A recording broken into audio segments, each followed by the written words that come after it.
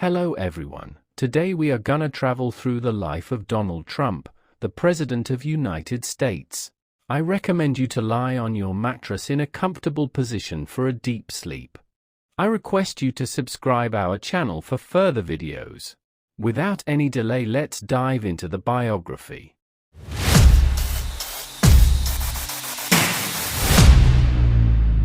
Donald John Trump was born on June 14, 1946, at Jamaica Hospital in Queens, New York, to Frederick Christ Trump and Mary Ann McLeod Trump. He was the fourth of 5 children in a family that would become synonymous with wealth, power, and controversy in American society. The Trump family mansion at 85-14 Midland Parkway in Jamaica Estates was a 23-room colonial-style home that epitomized upper-class living in one of Queens' most exclusive neighborhoods. The Trump family lineage reflects the immigrant experience that helped build America. On his father's side, Donald descended from Friedrich Trump, his grandfather, who emigrated from Kallstadt, Germany, in the late 19th century. Friedrich, originally a barber's apprentice who was deemed too sickly for vineyard work, sought his fortune in America at age 16. The family name had evolved over centuries from various spellings, including Drumpf, Trom, and Trump, before settling on Trump during the tumultuous 30 Years' War period. Donald's German heritage was deliberately obscured by his father Fred Trump for decades. Following World War II, Fred falsely claimed Swedish ancestry to avoid anti-German sentiment that pervaded American society. This deception persisted well into the 1980s, with Donald himself repeating the Swedish ancestry claim in his 1987 book The Art of the Deal. Only later did Trump acknowledge and express pride in his German roots, even serving as Grand Marshal of the 1999 German-American Student Parade in New York City. On his maternal side, Donald's heritage traces to the rugged Scottish Highlands. His mother, Mary Ann McLeod, was born in 1912 on the Isle of Lewis in the Outer Hebrides. She came from a Gaelic-speaking household where English was her second language. Her father, Malcolm McLeod, worked as both a fisherman and tenant farmer in the harsh conditions of the Scottish Islands.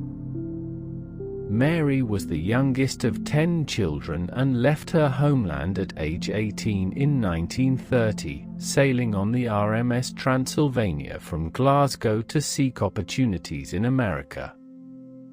She initially worked as a maid in New York before meeting Fred Trump around 1935. The convergence of these immigrant bloodlines, German entrepreneurial ambition and Scottish Highland resilience, would manifest in their son Donald, who would later become one of the most polarizing figures in American political history. Understanding Donald Trump requires examining the formidable foundation built by his father, Fred Christ Trump, whose business acumen and controversial methods would profoundly shape his son's worldview and approach to both business and life. Fred Trump was born on October 11, 1905, in the Bronx to German immigrant parents Friedrich and Elizabeth Trump. When Friedrich died young, leaving the family's economic future uncertain, Fred demonstrated the entrepreneurial drive that would become a Trump family hallmark.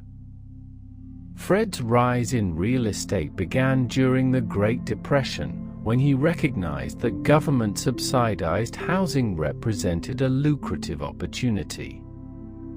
By the 1940s, his company was constructing apartments for war workers along the East Coast, and by the 1950s, He had built over 27,000 apartments throughout New York. His business philosophy was ruthlessly practical: build efficiently, maximize profits, and leverage government programs whenever possible. The Trump Organization, as it would later be known, became Fred's vehicle for accumulating vast wealth through middle-class rental housing across Brooklyn, Queens, and Staten Island. By the time Donald joined the business, the company managed approximately 14,000 apartments and generated millions in annual rental income. Fred's success, however, was not without controversy.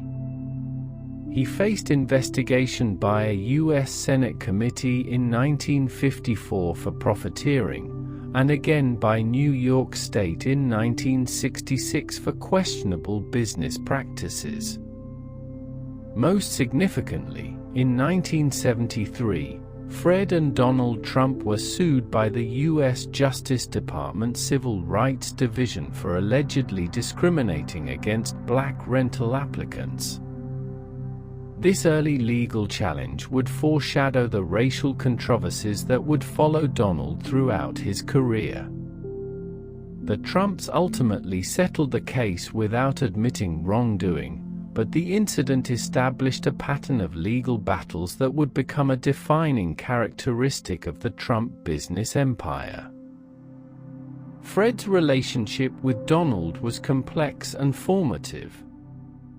According to tax records later revealed by the New York Times, Fred provided Donald with over $413 million in today's currency from his father's business empire, making Donald a millionaire by age 8.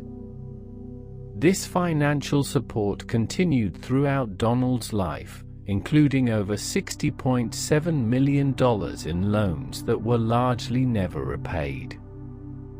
Contrary to Donald's later claims of receiving only a small loan of $1 million from his father, the reality was a massive, continuous transfer of wealth that enabled Donald's subsequent ventures.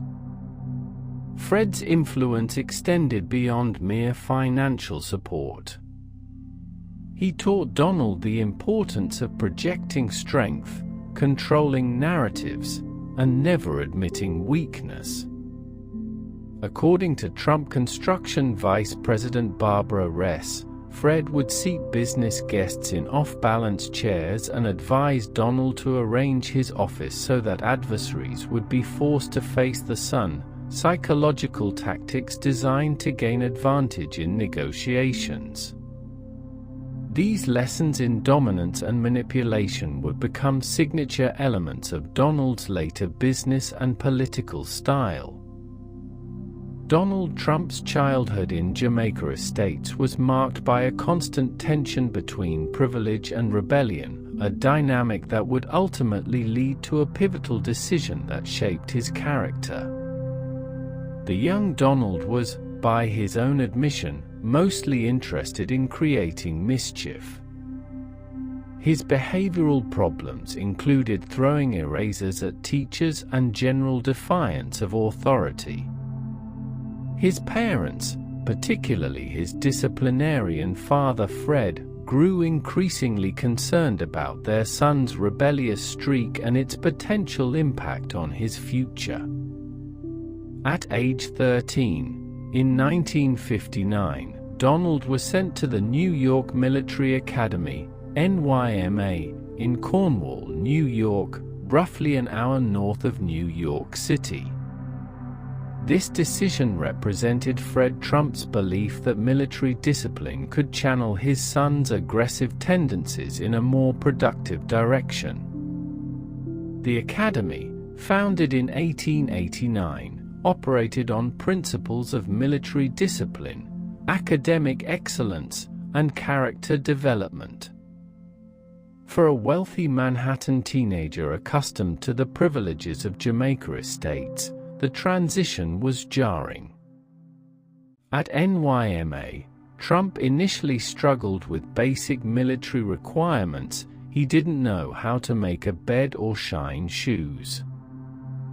However, he quickly adapted to the competitive environment and began to display the leadership qualities that would later define his public persona. His roommate reportedly observed that Trump had an "anything you can do, I can do better" attitude. Trump excelled in both academics and athletics, serving as captain of the baseball team and playing soccer. He was even recognized in the senior yearbook as ladies' man, indicating his early charisma with the opposite sex. The military academy environment reinforced several key aspects of Trump's personality that would persist throughout his life. The emphasis on winning, hierarchy, and projecting strength aligned perfectly with the values he had absorbed from his father. Trump rose through the ranks to become a cadet captain, though his tenure was not without controversy. In one incident, he allegedly became enraged after finding a fellow cadet's bed unmade during an inspection, leading to a physical altercation where Trump reportedly attempted to push the cadet toward a second-floor window before other cadets intervened. The academy years also established Trump's pattern of bending rules while maintaining plausible deniability. Despite regulations prohibiting female visitors, Trump would often have so many girls at the military school on Sundays, according to classmates. This ability to circumvent restrictions while avoiding serious consequences would become a hallmark of his later business and political career. Academically, Trump was a competent but not exceptional student. However, the military academy's emphasis on leadership, discipline, and competition provided him with tools that would prove invaluable in his later endeavors. Former classmates recalled that Trump carried himself as someone who knew he was destined for something bigger, displaying an early version of the confidence and ambition that would later characterize his public persona. The 5 years at NYMA, 1959 to 1964, were transformative for Trump, instilling in him a deep appreciation for hierarchy, order, and the power of commanding presence. When he graduated in May 1964, he had evolved from a rebellious teenager into a disciplined young man with clear leadership abilities and an unshakable belief in his own potential for greatness. Trump's college experience reflects both his strategic thinking and his family's influence in opening doors that might otherwise have remained closed. After graduating from the New York Military Academy in 1964, Trump initially enrolled at Fordham University in the Bronx. However, Fordham was never his first choice. He had originally aspired to attend the University of Southern California to pursue his initial dream of becoming a movie producer. When USC rejected him, Fordham became his backup option. At Fordham, Trump spent 2 years studying subjects including Islam, Socrates, Aristotle, and logic, a liberal arts curriculum that provided him with a broader intellectual foundation than his later business focus might suggest. During this period, he was an active participant in campus life, playing squash and maintaining the relatively low profile that characterized much of his early adulthood.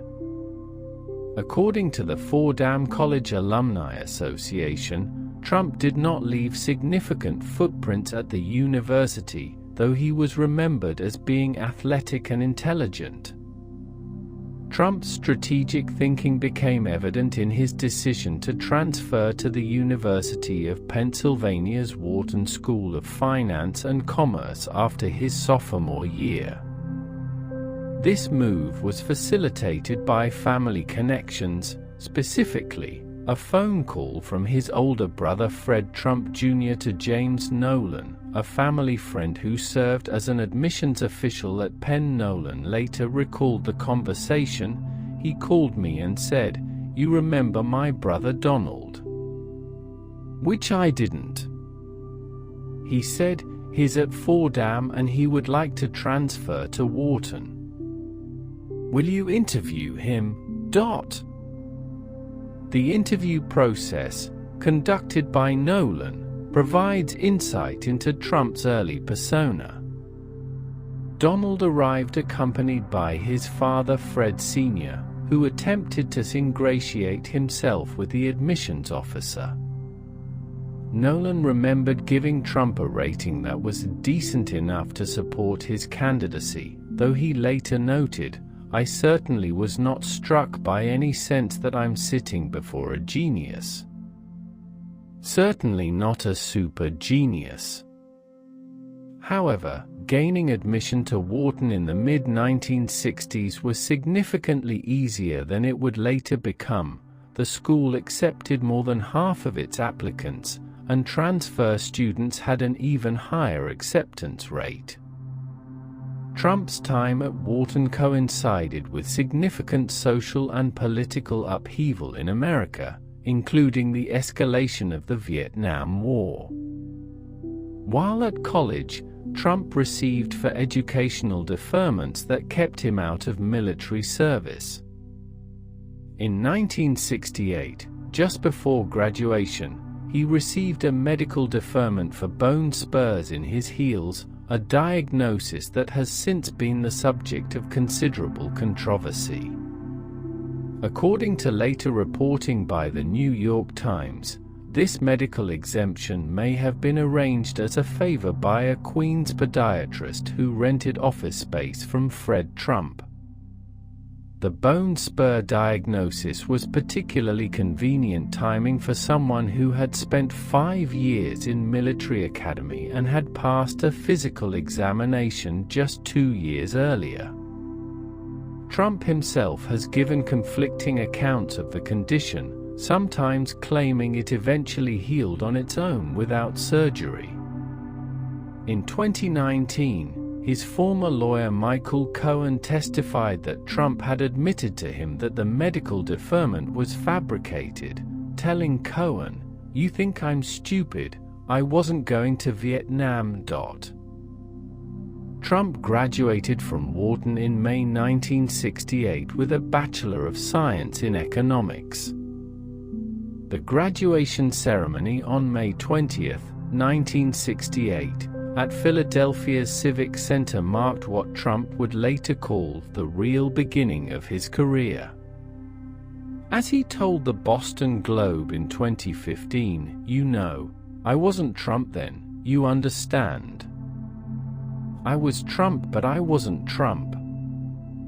This distinction captures Trump's understanding that his Wharton degree provided him with the credibility necessary to transform from Fred Trump's son into Donald Trump, Manhattan real estate mogul. The Wharton years were significant not just for the education they provided, but for the credential they represented.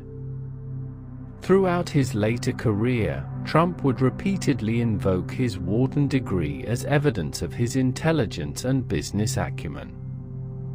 According to Penn student newspaper, Trump publicly name-dropped Wharton 52 times between June 2015 and January 2018. However, despite this frequent boasting, Trump has never allowed his academic records to be made public, leading to speculation about his actual performance. Michael Wolff, author of several books about Trump, reported that friends from Trump's college years described him as someone who was obviously not interested in school and possibly never read a book in his life. Regardless of his academic performance, Trump's Wharton years provided him with several crucial advantages: an Ivy League credential, exposure to sophisticated financial concepts, and most importantly, the confidence to enter Manhattan's competitive real estate market. When he joined his father's business full-time in 1968, he carried with him not just family connections and financial backing, but also the prestigious Wharton brand that would help him gain credibility with investors, lenders, and business partners. Upon graduating from Wharton in 1968, Donald Trump joined his father's real estate company, initially focusing on the family's established business of middle-class rental housing in Brooklyn, Queens, and Staten Island. The company, which Donald would rename the Trump Organization around 1973, oversaw approximately 14,000 apartments and represented a substantial real estate empire built on Fred Trump's decades of disciplined development and strategic use of government programs. Donald's entry into the family business coincided with his assumption of increasing responsibility within the organization. In 1971, at age 25, he became president of the company while his father transitioned to the role of chairman. This power shift was carefully orchestrated by Fred, who recognized his son's ambition to expand beyond the outer boroughs and into Manhattan's more prestigious and profitable real estate market. As Donald later recalled, "It was good for me. You know, being the son of somebody, it could have been competition to me. This way, I got Manhattan all to myself." However, Donald's early business career was immediately marked by controversy.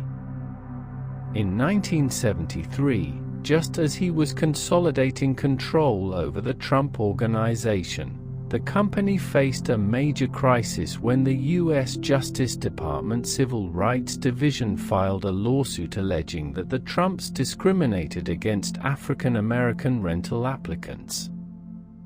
The government's case was based on testing that revealed black applicants were routinely told that no apartments were available, while white applicants were shown available units. The lawsuit sought to compel the Trump Organization to rent to qualified applicants regardless of race and to pay damages to those who had been discriminated against.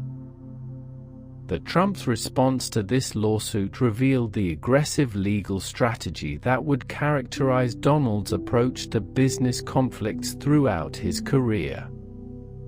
Rather than settle quietly, they filed a $100 million countersuit against the government for making false and misleading statements.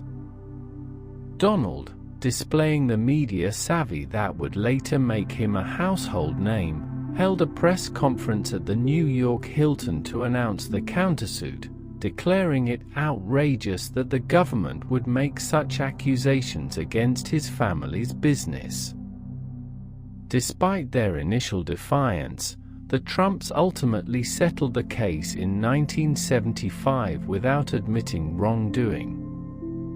The settlement required them to take several steps to ensure non-discriminatory rental practices, including advertising in minority publications and providing reports to the government about their compliance efforts.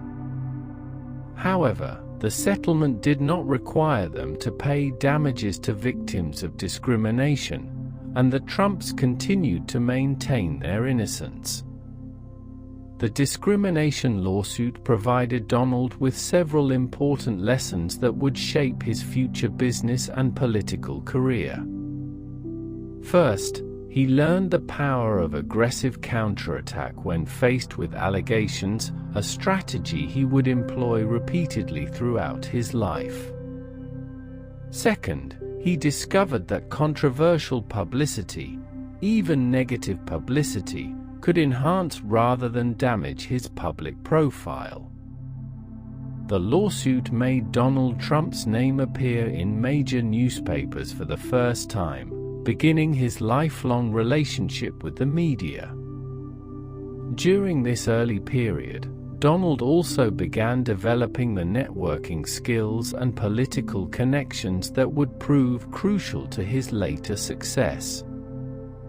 He cultivated relationships with influential New York politicians, including Democratic leaders who could help facilitate his real estate projects. He also began studying Manhattan's real estate market, identifying opportunities for development and redevelopment that his father had avoided due to their higher complexity and greater financial risk. The financial foundation for Donald's ambitions continued to flow from his father throughout this period. According to later investigations by the New York Times, Fred provided Donald with extensive financial support during the 1970s, including loans exceeding $14 million.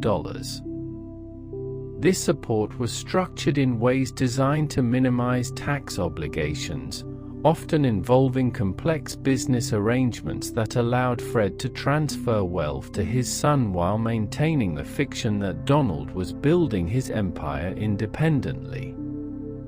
By the mid-1970s, Donald had established himself as the driving force behind the Trump Organization's expansion ambitions while maintaining the financial backing and institutional knowledge provided by his father's organization. The stage was set for his first major Manhattan development project, which would either establish him as a significant player in New York real estate or expose the limitations of his abilities and resources.